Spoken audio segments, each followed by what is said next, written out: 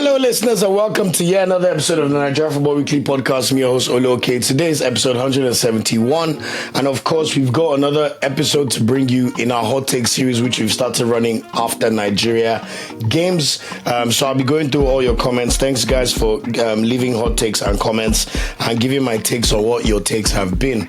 And then I'll be doing a weekend preview of who our Nigeria internationals will be playing in their club sides as club football resumes this weekend. First off, I've got my good friend here, Obi. I didn't see us winning by 4 goals. Victor Osimhen is whoever he thinks he is. Very well said, my brother. You would have seen my preview clip where I said I think my head says 1-1, but my heart says 4-0. And Osimhen scoring a hat-trick is the only way we could get it done. So I did not see us winning by 4-0 because we've not seen Nigeria put that kind of performance together literally in the last 2 years. Probably since AFCON have we seen our team really click and perform to their highest potential. But my God, did they pick the right moment and time to decide to play their best football. You know, just excellent from everybody, man. What a fantastic performance from the whole squad. And winning by 4 goals and Victor Osimhen when your country needs you. I always wonder how people could ever slander this boy. Premier League teams, you will bear go. Because you know how long we've been promoting our superstar. And people keep telling us these hearsay rubbish you hear about attitude or rubbish. It's rubbish. It's literally gaslighting. This is a superstar of the highest order, highest caliber. Put his country on his back. Scored a hat-trick when we needed him the most.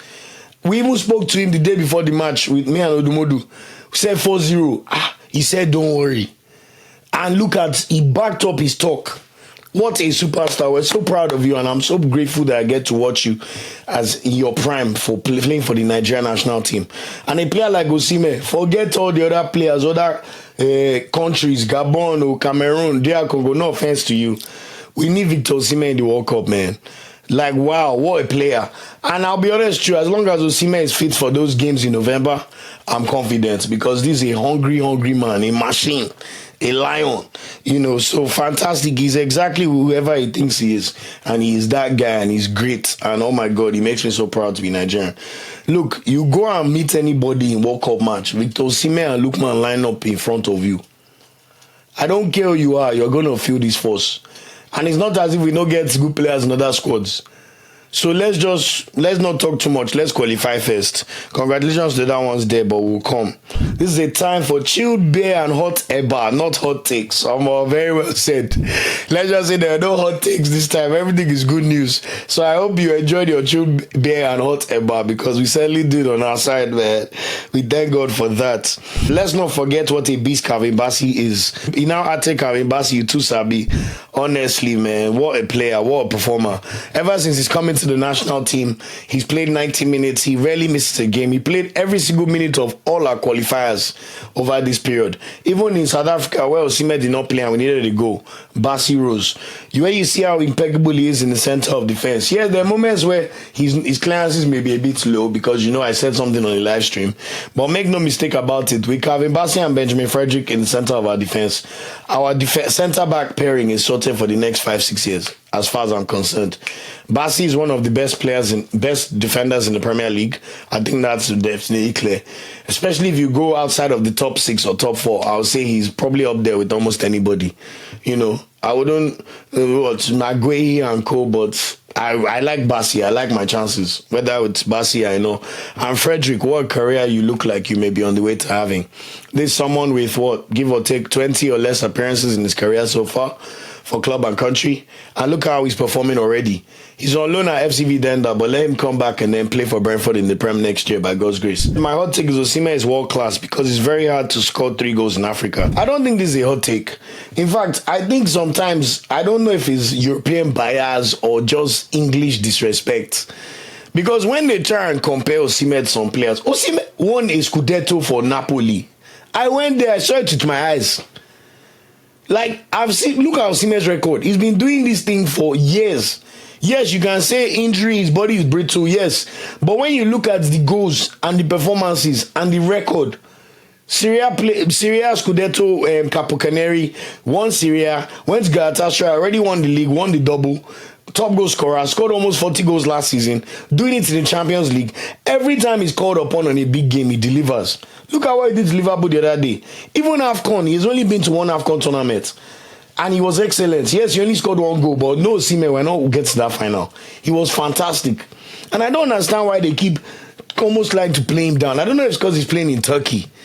But the fact that there were all these hearsays, even when Lineker come to apologize, you shouldn't have even had to say that rubbish in the first place. Because where did you get that fake news from? But make no mistake about us, about it. Those of us that have been tracking Osimhen for a long time, we know what we have on our hands. We know what we have on our hands. This is a generational superstar. He could end up being the greatest Nigerian player ever. He's definitely going to break Ekini's record. He has 8 goals to go. 8 goals to match the great Rashidi Ekini.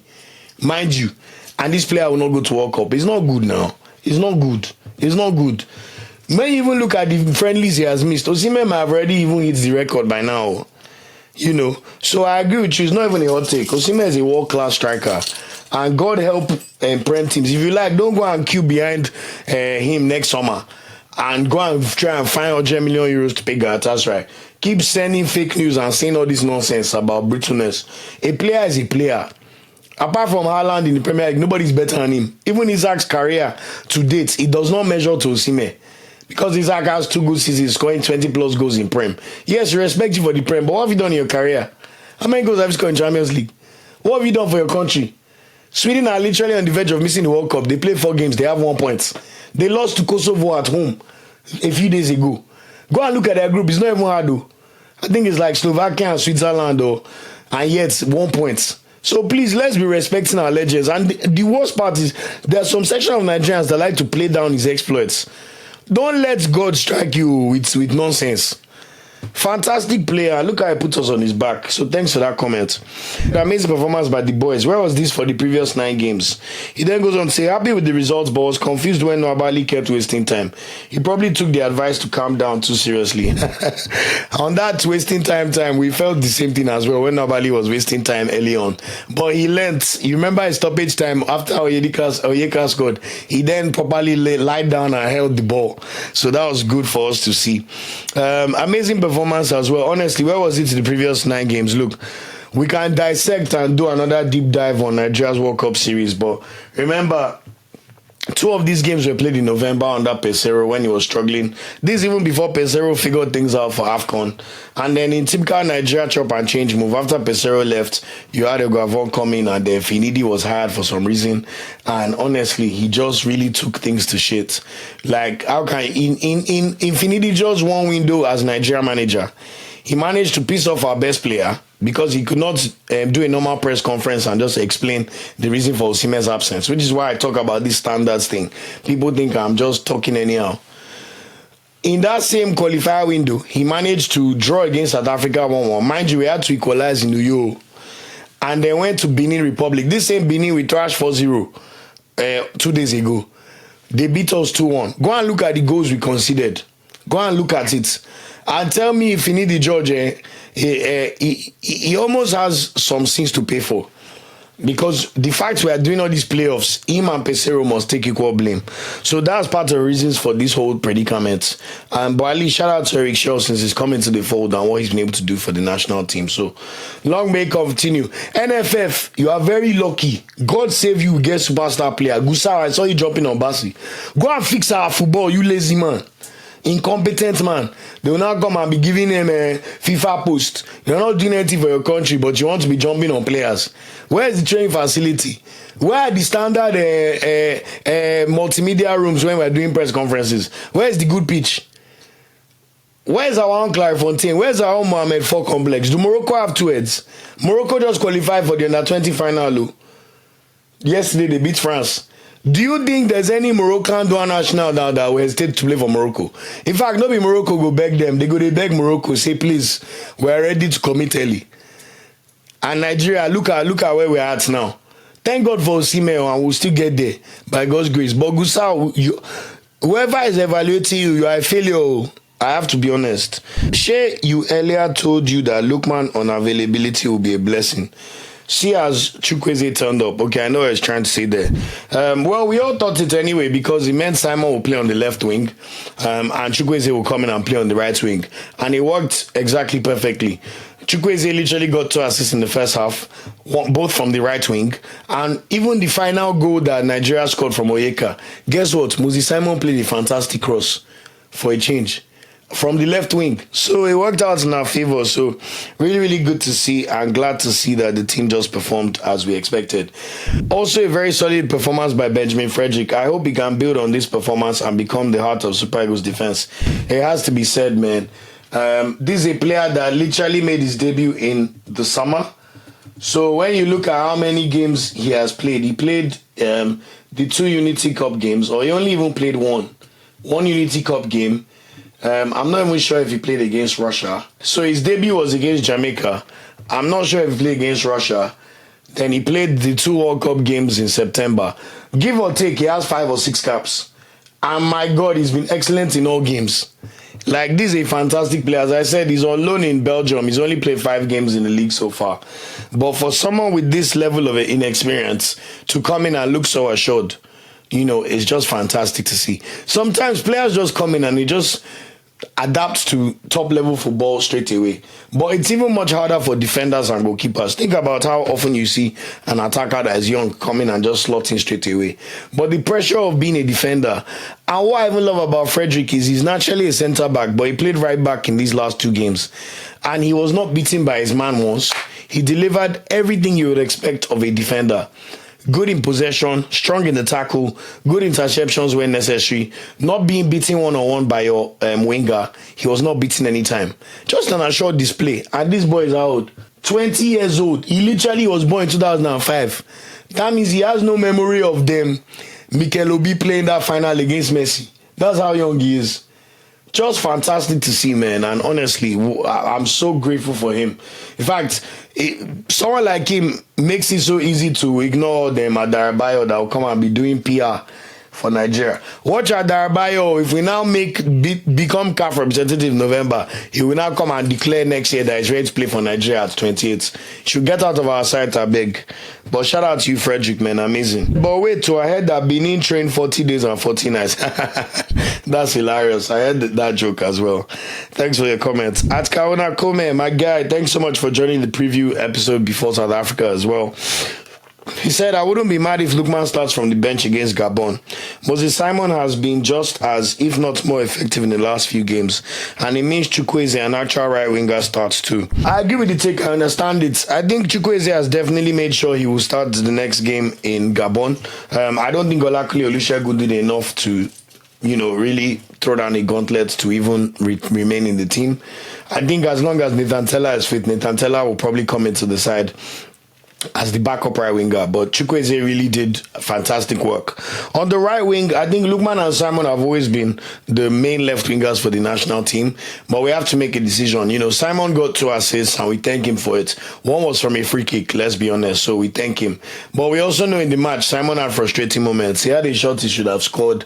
There were also 1 or 2 wayward crosses here or there, And we have to also give Lookman the benefit of the doubt. He's only played 2 games in the league so far this season.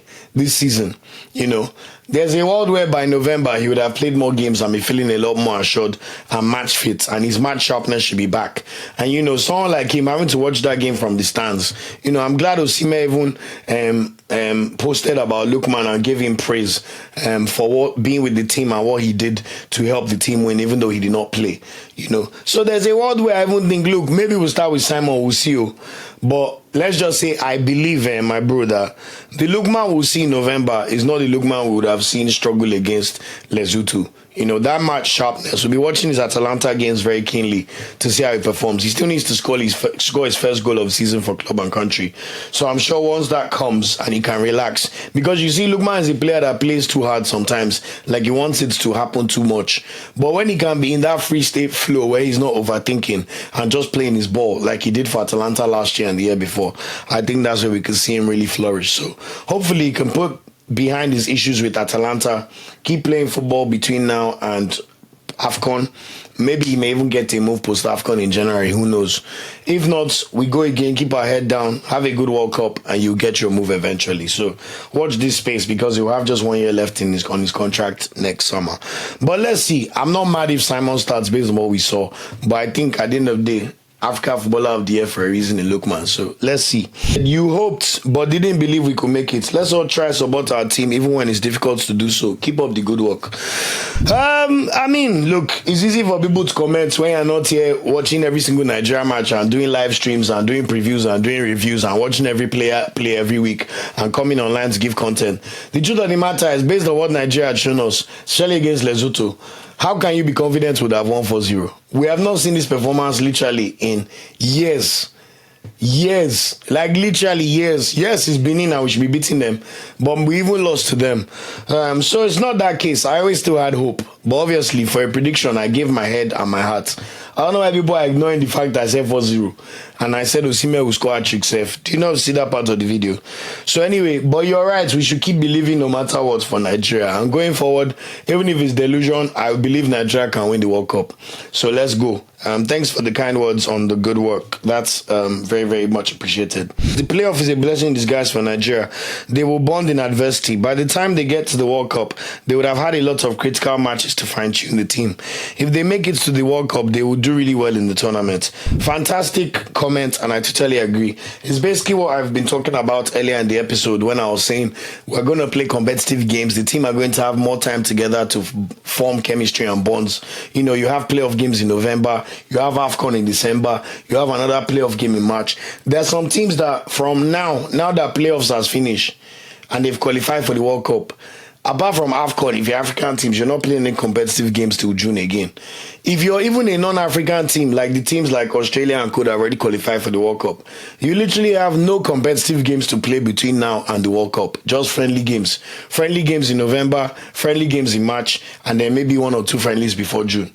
So Nigeria, the fact we have AFCON, we have competitive games against Gabon, where we cannot take our foot off the gas or, experiment with new players, is a blessing in disguise. I totally agree. Then now knowing that you have to focus your minds, because even if you get the CAF ticket, you're not guaranteed to be in the World Cup until you play in March. I mean, when it's only happened in the 2022 World Cup and this World Cup where there have been playoff spots yet to be determined with 3 or 4 months to the World Cup. In 2022, we had the same thing for a few European teams. They only qualified with 3 months to the World Cup based on the timing. So there will be 2 of us, by God's grace, Nigeria and another team, that will know are qualifying for the World Cup by March. So even though that's an issue ticketing wise, because you're not sure what to do here or there, but look, I think from a perspective of sharpness and bonding and putting your best foot forward, it could definitely be a blessing in disguise for Nigeria. So fingers crossed that's the case, because I don't want to think negatively. Let's just think positively. Let's go and beat Gabon. It's going to be tough. Aubameyang and Dennis Boanga have been 2 of the top 6 top goal scorers in AFCON qualifiers. Of course, it helps when you have a group that has, is it Seychelles, where you get to beat your opponents like 10-0 because they are so useless. When you look at Ivory Coast and Gabon, yes, their group has Seychelles. In 10 games, Seychelles conceded 53 goals. That means that team conceded 5 goals per match. They scored 2 goals. I don't even know how they scored 2. So you also have to temper expectations. But of course, Aubameyang, we saw him score 4 of those goals against Gambia away to make sure his team finished in second spot. But my point is, when you look at Gabon, they're very good at beating small teams. But when they play the Senegals, Ivory Coast, Morocco's, which you have to admit Nigeria is on that level, that's where it gets tricky for them. But we have to be wary of the threat of those 2 strikers and, of course, Mario Lemina in midfield. I don't really know too much of the other players, and we must say that they do play as a team. So we have to be ready. But if we play like we played against Benin Republic, I think Nigeria would get the better of the Gabonese. But looking forward to it, and let's see how the game goes. Eric Chelle is a great head coach. He took a team with only 3 points from 4 games and now took us to the playoffs. Look, hindsight is 2020. At the end of the day, when you look at his record, it has to be said, 4 wins, 2 draws from 6 World Cup qualifiers. One of those draws could have easily have been a win if we just kept our concentration in the final minutes. Yes, we drew away to South Africa, but it's not the end of the world considering South African team. We didn't even have Victor Osimhen in that match. Could have been a much different story if Osimhen played, And whether you like it or not, Eric Chelle is yet to lose a game as Nigeria manager. Russia, we drew the friendly. Ghana, we beat them in Unity Cup. Jamaica, yes, we drew with them, which was a bit unfortunate. But now that he's having more time with the team and able to select the squad, yes, there's still been issues with his squad selection because he's chopping and changing a bit too much. But you can see the foundations of the team and what he would like to play. I think there's a world where this 2 striker formation will not survive too long, because when you're playing minnows, you can do it, but you really need to be a 4-2-3-1 formation like we did to end the match against Benin on Tuesday. But you can see the foundations. Bassi and Frederica is preferred centre-back pairing. I know it's a starting right back, but of course with Aino's injury, Osai should play.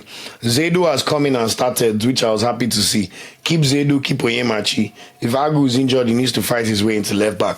Nabali is still the confirmed number one, no problem, but bring Okoye into the fold. All of a sudden, you have a semblance of a team. In midfield, you can see that Ndidi, Onyedika, Iwobi, and Franco Yeka are still the 4 trusted lieutenants on that part of the pitch. There's a world where you could move Iwobi up front and count him as a cam alongside a Chrisanto Uche or if it's Dele Bashiru, for example, and then maybe bring in an Akinsomiro or Anthony Dennis. But I also understand if that's not the case, because at the moment, Ndidi, Onyedika, and Iwobi are the trusted 4 in midfield. What that then allows the manager to do is, even if you call up a Teller and a Chukwueze as right wingers, you can call up Dele Bashiru and Chrisanto Uche, who are difference makers in the final third as cams. So it's good to see the structure and thinking behind his squad, and it now looks like he has his preferred 3 strikers. Obviously, Osimhen is bona fide number 1, but you then have Aroko Dare, Akwa Adams, and Cyril Deza as 3 strikers fighting for 2 spots based on performances. Watching Akwa Adams' performance in this World Cup qualifiers, you have to say him and Aroko Dare are probably the favoured 2 backups to Osimhen right now. But of course, there's a world where Deza or Aniana Cho playing well could still force their way into the manager's thinking by the World Cup.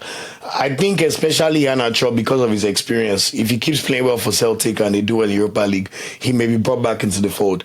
But I think just going forward and planning wise, if you just decide that, okay, Osimhen, Aroko Dare, Adams, these are my 3 for now, keep performing, because you need to treat the country like a club side a little bit, going forward. So let's see how it goes. So honestly, fantastic work from Eric Chelle. Fantastic. Thank you so much, coach. Los Angeles Yemi, thanks for all the comments, my guy. He said, firstly, God bless Osimhen, honestly. Also, I'm very happy Chukwueze is shining again. Same here. The coach got it tightly right. We have to give him that. He then says, Modi Simon made some mistakes at the first half, but he seemed to have taken to instructions in the second half. I totally agree. He then goes on to say, the right winger at 22 who was brought in to replace Chukwueze is not skillful enough for a 7 and still lacks much confidence. The defense was solid. The whole team gave their best and we commend them, but we wish they had been this agile from the start. Hope day. Let's get to the World Cup itself by God's special grace. Amen and amen and amen. Thanks for your comments. Just touch on the Olakule Olusegun parts. Look, like I said already, I think I was very lucky to even make the squad. With Teller injured, Dele Bashiru injured, Oyedika injured, I think that's why I was able to sneak in, but this is a player that's, no offense to him, but he showed that he's not at the level at all for the Eagles. I think he was the one player that looked a bit lost in the match, to be honest, if we're being honest. At the end of the day, as I said, this is a player who plays for the 15th best team in Russia, Nizhny Novgorod. He's on loan from the 3rd best team in Russia, Krasnodar, who have not played UEFA competitions in 3-4 years. It's a very bizarre call-up, but I know it's because he was called up for the Russia game by virtue of him being in Russia. This is a player that, because of visa issues, because of the Russia thing, could not even go to South Africa for the game against Lesotho. So no offense to Olakule Olusegun, keep doing your thing, or we wish you well. But that was a very lucky cap for you. I think you will come out of the squad, we'll see the Tellers and Dele Bashiru come back into the squad. And honestly, if you improve again and you start playing in a league that deserves call-ups, we will not complain. But for now, my boy, you do not deserve call-ups. I thought you were very, very, very, very lucky to be called up. It's better we go and call up a Philippe Otele in Basel, even though he's a left winger. Those kind of players are more deserving of call-ups than Olakule Olusegun, because no offense to him, but on merit, he did not deserve that cap at all in any way, shape or form, So, no offense to him, it's just what it is, We're grateful that he's a homegrown player, I know he came to, I think, one of the Lorraine Academy, so big respect to him, and we must not take that for granted, but he's not yet at the level at all, for sure. That was very, very clear. At Ada J3 King Angel, thanks so much for all this support and always commenting. We do not take it for granted. She said Chukwueze's start today was key. He has great chemistry with Osimhen. Frank Yeka's goal could prove to be one of the biggest Super Eagles history if Nigeria qualify for a 2026 World Cup. I totally agree, man. Just Wonderful performance by Chukwueze and Osimhen. And that Franco Yeka goal, maybe that's, I know Nigeria, we like doing things the tough way, but maybe that's the catalyst we needed to just remember that we cannot take these things for granted. And honestly, no matter what we say, nothing makes Nigerians as happy as football and watching Nigeria in the World Cup, man. So let's see if we can use this lifeline that's been thrown to us, which we had to take and grab by our hands. I mean, it's so funny seeing the complaints from all those pundits that don't know what they're talking about, when this has been a rule for long about how you equalize uneven groups. Go and check UEFA qualifying for 2018, 2022, even the 2016 Euros. Like, go and check AFC. Even CAF have done it before. So just doing some research, this is the standardized way they do it. So you see some salty Ghanaians, or I saw one Burkina Faso comment. It's like, bro, whose fault is that? And at the end of the day, Nigeria had to go and grab the opportunity by the horns. It was not a 1-0 win. We beat Benin 4-0. 4-0. And scored a last-minute goal. So by God's grace, hopefully it will work out in our favor. And we will capitalize. If Nigeria can have this mentality for every game, we can win the playoffs. I totally agree. Let's keep going, man. We go again. Gabon, November 13th. 4 weeks to go. Well, let's go. We mount. Nice victory, lad. But I think generally we could do better with Iwobi in the 10 with two box-to-box midfielders alongside him. This two striker formation might have worked lately, but it doesn't look sustainable. I just spoke about that. You cannot play two strikers against the better teams. I wouldn't play two strikers against Gabon for these playoffs. Yes, in AFCON against the Tanzania and Uganda, you can play two strikers, but you will not do that against Tunisia. Yes, I want to see Iwobi closer to the goal. I think we saw that in some fractions in the match. So I agree with that take for sure. But two box-to-box midfielders, you might well just say Onyedika and Onyeka, or Onyedika and Didi. I thought Didi had one of his best games for the Super Eagles in years. So hopefully we can continue this, carry this momentum going forward. God bless Osimhen. The Eagles need more than just Osimhen to get through this long journey. You're totally right, but look, talisman do what talisman do. I remember, like I said in one previous episode, 2014 World Cup playoffs in UEFA, Sweden versus Portugal. Ronaldo scored a hat-trick, Zlatan scored 2, or if not 3.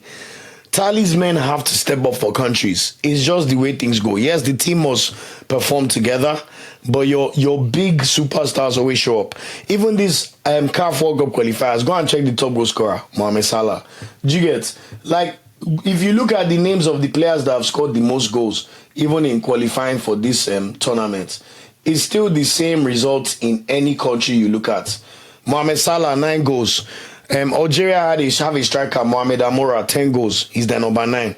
8 goals, Dennis Bouanga. 7 goals, Patrick Aubameyang. That's Gabon's talisman. Jordan Ayew, 7 goals. I even heard he got 7 assists. You know, you can't cheat these things. Star players step up. You know, Victor Osimhen, Nigeria, 6 goals. That's just the way it goes, man. Like, you know, it has even is a tale as old as time. If we check UEFA qualifiers so far, who has scored the most goals? I'm sure it's the same thing. 12, Erling Haaland, talisman. 7, Memphis Depay, talisman. 6 goals, Marko Arnautovic, talisman for Austria. Harry Kane, talisman for England. Kevin De Bruyne, a talisman for Belgium. Okay, Mikel Merino, we know this is an interesting phase of Mikel Merino's career. Kramaric, talisman for Croatia. 5 goals, Retegi, talisman for Italy. Cristiano Ronaldo, talisman for Portugal. So my point is, this is just the way it goes. So it's all well and good wanting teams to step up, but your talismen are still the ones that take you to the promised land. Go and look at CONMEBOL qualifying after their 18 games. Top goal scorer, Lionel Messi, 8 goals. Talisman. 7 goals, Luis Diaz, talisman. Miguel Terceros, talisman for Bolivia. 6 goals, Ena Valencia, talisman for Ecuador. Salomon Rondon, talisman for Venezuela. You get the point. 5 goals, Rafinha, Darwin Nunes, star players. So your talisman must still do the job for you. What I do think we need is Lookman needs to step up and be that Batman, not that Robin to Osimhen's Batman, like he was at AFCON. You know, Lookman scored very crucial goals for us at AFCON and really stepped up in a 2-man step with Osimhen. So we need him to rise and do better. So fingers crossed we can get that going forward. Eric Chelle is a great candidate for Coach of the Year. Let's not get carried away now. We have not even played AFCON. We have not played any tournament to say Coach of the Year. This thing about Nigeria, we get carried away. He's done all right this year, but we have not won anything. We have not got to any tournament and won anything. We have not even qualified for World Cup. So let's see. This playoff is more intense than the regular qualification. How are we going to beat all these teams to have a shot at the World Cup? I explained it at the start of this video. we get to play Gabon. It's just a one-off game. So beat Gabon and then play DR Congo or Cameroon. One team will emerge victorious from CAF. It has to be said that whoever emerges victorious for CAF will be feeling pretty good about their chances in the Intercontinental Playoff. Unless you are a Gabon, for example, Nigeria, Cameroon, DR Congo, you should be a seeded team. So that means you only have to play one more game. So let's see how it goes, and we wish them well. So why didn't they play like this at the beginning? If they had defeated Zimbabwe in Uyo, we would have qualified. Sad. Honestly, no point crying over spilled milk. If we had beaten Zimbabwe, if we had beaten Lesotho, if we had beaten South Africa at home, if we had beaten Zimbabwe, even in the 2 games we played them, we'll be in the World Cup now. But at least we're not down and out and knowing that we're not going to the World Cup so far. Yes, we may be disappointed next month, but I have faith from what I saw yesterday that there's none of these teams that will be looking forward to playing Nigeria. That's the honest truth. So fingers crossed we can move forward now. Good response by Super Eagles. Meanwhile, my hot take is not on the players but on the administration, the politics, the dysfunction behind the struggle to qualify this team for the World Cup. Why do we seem to find ourselves in situations like this? The truth is, Nigerians will never take the Super Eagles seriously until the leadership or administration reforms its way and starts taking proactive steps to ensure the Super Eagles remains at the top.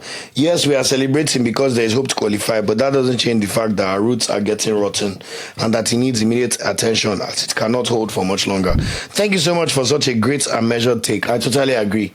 I already spoke about Gusau on this episode. I don't want it to get too long, but we need reform. This cannot gloss over the issues that the team have had, whether it's in coach selections or the way they pick players or the lack of basic standards, press conferences, player jerseys, stadium, training facilities, our own training complex like Morocco. So many things are not working. The Nigerian league, the failure of the pyramid when you look at the under-23s, under-20s, under-17s. There's so much to not be happy about, and reform is needed. But for now, let's keep the positive vibes and just hope that Nigeria can at least keep this hope. If Osimhen is to make captain, because if he demands to all these Gusau and co, that nonsense must stop. Nonsense will stop. All of you that will come with that or wear the respect angle, Nigeria, Osimhen was wrong to talk to Finidi. Do you see the standards of the country? Do you see the standards of our football? If one person has earned the right to say whatever he likes, is Osimhen, and they better listen. So thanks for that take, and hopefully we'll fix up going forward. My hot take is that you said the present Super Eagles can never score 4-0, and our boys made you eat your words. Never write off our darling Eagles. Like I said earlier, some of you, they watch Super Eagles past me. You definitely don't track them more than me. And I said head and heart. Yes, I thought it is impossible. But trust me, if you're watching Super Eagles and watching all the live games and doing live stream, you would have thought that. We believe in the team, of course, and we must go forward. And I'm glad they made me eat my words. But please make sure you support Nigeria in all ways. Watch every game, every week, all the time, like some of us do. Don't just be a fair weather fan that comes when there's a Super Eagles game. Track our players, know what's happening, please. That would be nice. This is definitely a Ghanaian. Agenda delayed is not agenda denied. I come in peace. Come in peace. So congratulations to Ghana for going to the World Cup. No AFCON for you, so we'll see how that affects your preparation. Like I said, look, Nigeria are coming to join these teams. Like, you could see the way some of them were desperate to try and banter Nigeria. I saw some TikToks where they thought Nigeria were out. Relax, the giant is coming. The giant is on the way. The same way the machine was coming for Dumudu's album. The giant is coming. You don't worry about that. Don't worry. Try and banter, but we shall see. I told you to hold on to your pessimism. God knows what he's doing. This is his battle, but not flesh and blood. Even as he is still patient with our bad politicians to repent from their evil ways. I'm glad you were right, so we wish the country well. All I'll say sometimes about prayer is Benin to get Christian in their team where they pray. At the end of the day, we were talking based on the evidence we'd seen so far. Nigeria had not scored more than 2 goals in any game. We had not even scored. We scored more than 2 goals. We scored more than 1 goal in this World Cup qualifiers only 3 times. This 4-0 Benin, the 2-1 against Lesotho, and the 2-1 against Rwanda in March. That was it. So when you look at the stats, but the good thing is sometimes stats, real life does not care about stats. Things can happen. So I'm really glad that they were able to shock us and deliver for us. So fantastic work by the Eagles. Coach must go. Amunike better than him. Middle field wise, I hate the fact that we could not control the middle of the field, making us results using long balls. I disagree. The coach must stay. There's no coach, no change of coach anytime soon. Eric Chelle must stay as coach of Nigeria for the whole of this year and the whole of next year. World Cup or no World Cup. Unless AFCON is so terrible, leave him there. Let him gel with this team. Let him figure it out. Let them go to AFCON, do well. Come back in March, play playoff, maybe qualify for World Cup, go World Cup. Then after World Cup, we can evaluate and see. Then we go again. We now go to the next AFCON cycle again. We need to build and make this a national team that we can revere for the next 5-6 years. Because we have the talent and potential to do so. Even with the failed experiments of our youth teams, when you look at the structure, I wish we could be like Morocco, where we have a whole bunch of under-20s we can trust coming through, like you've seen from Morocco. But that's okay. We have the talents both in Nigeria and diaspora, and a lot of players to look forward to. I know a lot of them, so don't worry. Maybe we'll do episodes about looking forward. So let's see how everything's go forward. And then finally, at It's Dami 18 says, Olu okay, no day okay. Laughing emoji. Him don't jubilate, lose voice. You're totally right. I lost my voice on Tuesday in the live stream, man. Shout out to the Super Eagles of Nigeria, man. There's a reason why I do this podcast and I run this channel. It's because of love of Super Eagles, love of Nigeria. This is my way of giving back. This is the way I love Nigeria the most. Football and music. Super Eagles gives me joy in a way that a lot of things cannot give me joy. They also give me disappointments in a way not many things in my life can give me disappointments, but it is what it is, But really, really glad that the team were able to pull through, and we're looking forward to these playoffs massively. But remember for now to look out for the club games that they're going to be playing, because that's the most important for now. And let's just keep tracking all our players and making sure that everybody is fit to prosecute the games that they have to play by November. So just to round up the podcast, a bit of a long one, but content must content. This weekend, so you're aware of who our footballers are playing in their club sides. Club football returns from tomorrow, Friday, October 17th. In the Premier League, the Fulham boys will be buzzing on their performances, but they get to play Arsenal at Craven Cottage on Saturday. So 5:30 p.m., Arsenal go away to play Fulham. So Chukwueze, Iwobi and Bassi will be feeling good about themselves. Obviously, we know the Iwobi collection to Arsenal. Bassi will be hoping to have another good game, and Chukwueze got an assist in his last game for Fulham. So he'll be looking to build on that performance. So let's see how they get on against Arsenal. Obviously, now I remove my Nigeria hat and I put my Arsenal hat on again. I hope Fulham lose, but I hope our players play well. That's the honest truth. Frank Oyeka, on the other hand, will be playing West Ham away on Monday Night Football. So hopefully he can get a start or continue the momentum after such a high of literally keeping our hopes alive with his goal.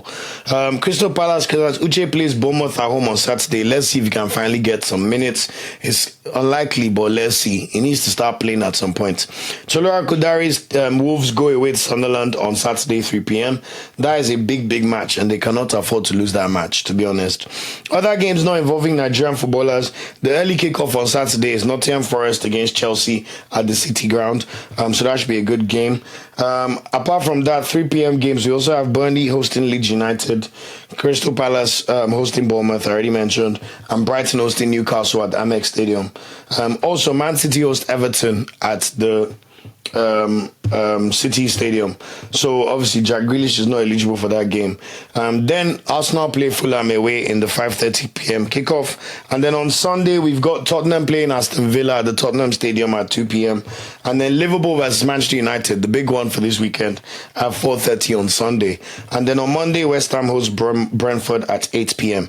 In Serie A, Ademola Lookman's Atalanta hosts Lazio at home on Sunday, so hopefully he can start the game and finally score his first goal of the season.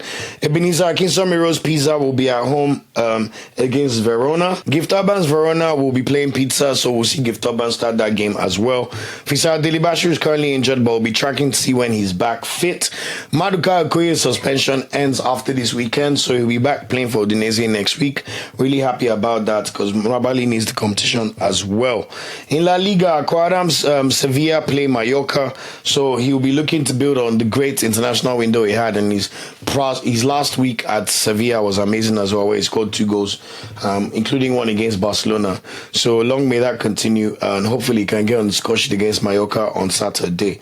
Omar Sadiq's Real Sociedad are in the relegation zone, but they play play Celta Vigo away, so that's going to be a tough game for them on Sunday at 3:15 p.m. In the Bundesliga, we know Nathan Teller was back in training just before the international break, so he should play against Mainz away on Saturday at 2:30. Now, this is a player that needs to have a very, very good next 3 or 4 weeks, because in my opinion, he should be getting into the Nigeria squad ahead of Olakunle Olusegun. So if I'm Teller, put your head down and let's see how you perform. Felix Agu is injured for Werder Bremen, but Victor Boniface is fit, so he should play away against Heidenheim on Saturday at 2:30 p.m. Off the bench, of course, this is a player that's, let's just keep watching him. He needs to score his first goal of the season.